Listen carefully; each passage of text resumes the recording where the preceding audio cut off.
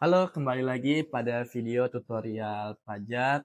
Pada kesempatan kali ini kita akan belajar bagaimana cara bikin bukti potong PPh Unifikasi 23. Jadi teman-teman tonton terus videonya sampai akhir ya. Let's go. Oke, jadi teman-teman pertama-tama kita masuk dulu ke website Cortex. Di sini saya sudah masuk. Lalu kita bisa pilih menu eBupot, lalu BPPU. Oke, kita tunggu sebentar, sedang login. Nah, di sini kita pilih create eBupot BPU untuk bikin bukti potong manual ya. Nah, sebelum kita lanjut bagaimana cara mengisinya, di sini saya sudah menyiapkan 3 invoice ya. Sudah 3 invoice. Yang satu jasa tentang kursus atau pelatihan. Yang kedua ada jasa freight forwarding dan satu lagi jasa sewa fotokopi ya gitu. Nah, bagaimana cara mengisinya? Kita lanjut aja. Nah, yang pertama masa pajak ya. Anggaplah kita pengen bikin bukti potong masa pajak Juli 2025. Oke. Oke, di sini kita masukkan NPWP vendor, lalu kita pilih NIK-nya. Nah, di sini untuk fasilitas pajak yang dimiliki penerima penghasilan, di sini kita tulis saja tanpa penghasilan.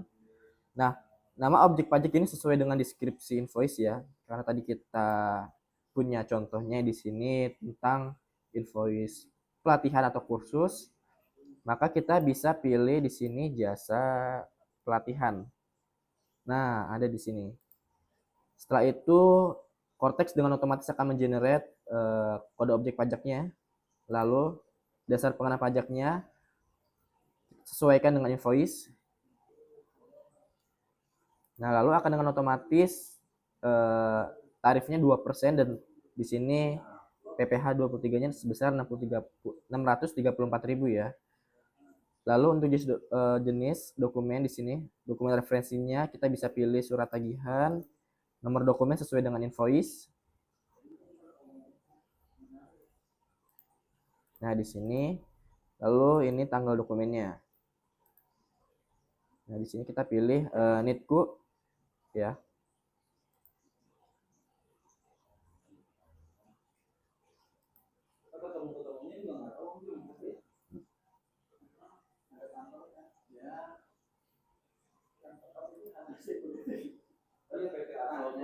Oke.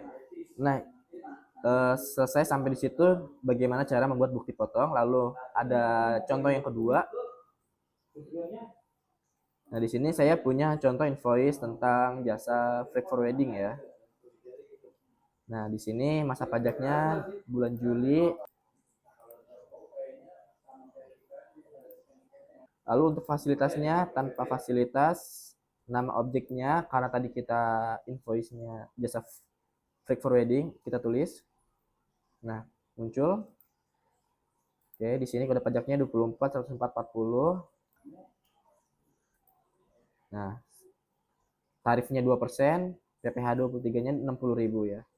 Jenis dokumen kita pilih surat tagihan.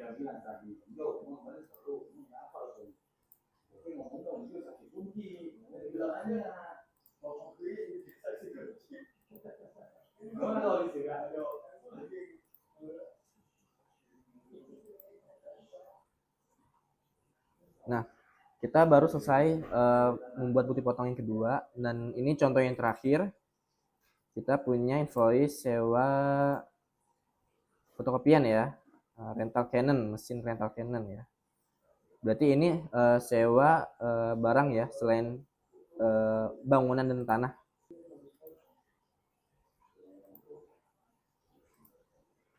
Oke, di sini sudah saya masukkan NPWP-nya, fasilitas objeknya kita pilih tanpa fasilitas.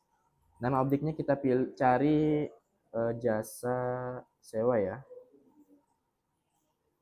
Nah, ini ya, sewa dan penghasilan lain sehubungan dengan penggunaan harta kecuali sewa tanah dan bangunan yang telah dikenai PPh pasal 24 atau PPh final. Nah, di sini DPP-nya.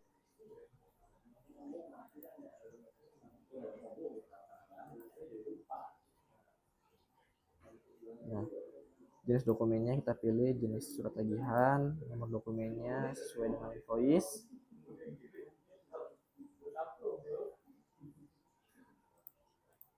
Oke.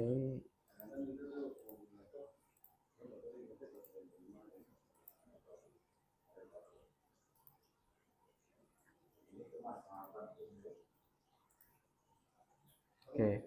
Setelah sukses membuat bukti potong, tahap selanjutnya adalah kita terbitkan. Nah. Oke, udah. Kita konfirmasi tanda tangan. Nah, setelah kita terbitkan, jangan lupa di-refresh. Nah, untuk memastikan telah terbit, kita bisa pilih menu telah terbit. Kita cari masa pajak bulan Juli ya. Nah, ini artinya sudah masuk, sudah terdaftar ya nomor dipotongnya. Lalu kita pilih ke surat pemberitahuan ya. Kita bikin konsep SPT-nya untuk lapor PPh unifikasi. Nah, kita pilih PPh unifikasi bulan Juli normal buat konsep SPT. Oke, lihat ya. Nah, di sini kita bisa cek PPh 23 yang sudah kita buat ya. Nah, di sini dari 3 invoice tadi PPh 23 itu sebesar 699,988 ya. Dari sini kita bisa cek ya.